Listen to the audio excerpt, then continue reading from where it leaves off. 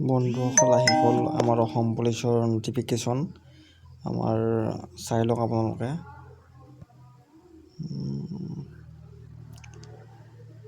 আমাৰ SLPRBত official notice update দি দিছে বৰ্তমান।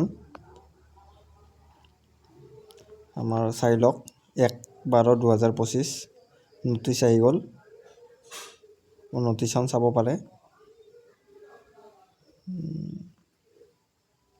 এইখন নটিচ আহি গৈছে আমাৰ 3/12/2025 তাৰিখে 11টা বজাত, ৰাতিপুৱা 11টা বজাত সৰুসজাই ষ্টেডিয়াম, গুৱাহাটী সৰুসজাই ষ্টেডিয়ামত পোৱাকৈ যাব দিছে আৰু লগত যাব দিছে এটাকৈ গাৰ্জেন। চাই লওক আপোনালোকে।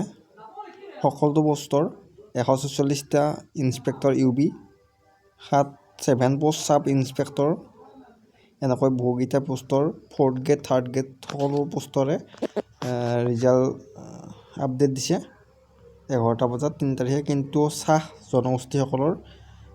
জনগোষ্ঠীয় লোকসকলৰ 8 তাৰিখে এপইণ্টমেণ্ট হ'ব 11টা বজাৰ দিনৰ। কালি 3 তাৰিখে এপইণ্টমেণ্ট নহয়। চাই ল'ব পাৰে আপোনালোকে।